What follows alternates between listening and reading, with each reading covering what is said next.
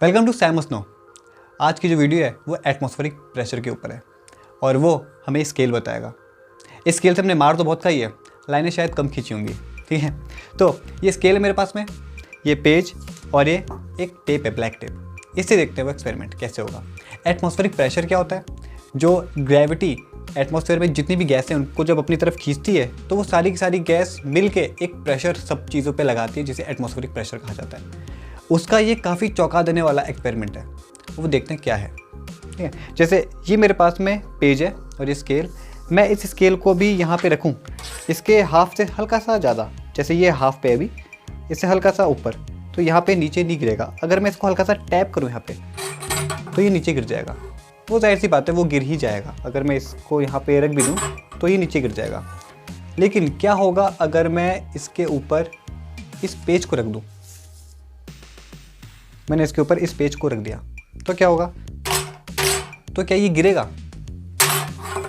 देखो, ये जो सडन मैं मार रहा हूँ इससे, उससे नहीं गिर रहा है, ये जैसी है, देखो ये नहीं गिर पा रहा है। लेकिन अगर मैं इसे हटा दूँ तो ये नीचे गिर जाएगा, तो ये नीचे गिर जा रहा है। ऐसा क्यों हो रहा है? एक बार फिर से देखते हैं। जैसे ये है, इसके ऊपर मैंने पेज रखा यहाँ पे, तो पेज रखने के बाद मारने पर ये नहीं गिर रहा है।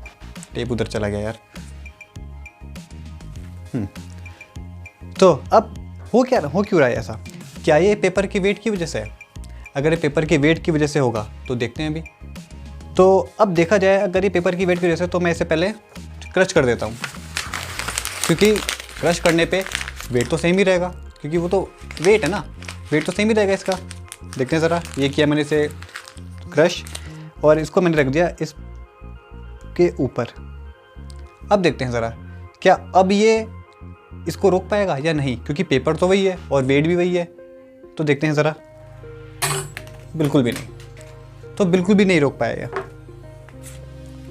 अब इसका मतलब कि जब पेपर मेरे पास में ऐसा फ्लैट है तब कुछ तो हो रहा है जिसकी वजह से ये रुक पा रहा है, जिसकी वजह से ये रुक पा रहा है। तो ऐसा क्यों हो रहा है वो समझते हैं। तो जब पेपर फ्लैट है, जब पेपर खुला हुआ है, उस टाइम पे सरफेस एरिया ज़्यादा है और ज़्यादा सरफेस एरिया पे ज़्यादा एटमॉस्फेरिक प्रेशर काम करता है। यानी कि बहुत सारे हवा के पार्टिकल्स उस पेपर को नीचे की तरफ ढकेल रहे हैं, जिससे कि ज़्यादा प्रेशर हुआ और उस पेपर ने उस स्केल को रोक दिया। लेकिन जहाँ मैंने उस पेपर को क्रश कर दिया, यानी उसका सरफेस एरिया कम कर दिया, तो बहुत कम हवा के पार्टिकल्स ही उस पर प्रेशर लगा रहे हैं, जिसकी वजह से वो स्केल का वेट उठाने में असमर्थ है। यानी कि उसके पास इतनी टेंडेंसी ही नहीं है कि वो स्केल का वेट उस टाइम पे उठा पाए, ठीक है। सडन वेट जो चेंज आता है, तो एटमॉस्फेरिक प्रेशर यहाँ पे ऐसे काम कर रही है। तो आज के लिए इस एक्सपेरिमेंट में बस इतना ही। घर में एक्सपेरिमेंट करते रहिए। बाकी वीडियो देखने के लिए मेरे साथ में बने रहिए। Thanks for watching. ये भी जुड़ा हुआ नहीं है इससे।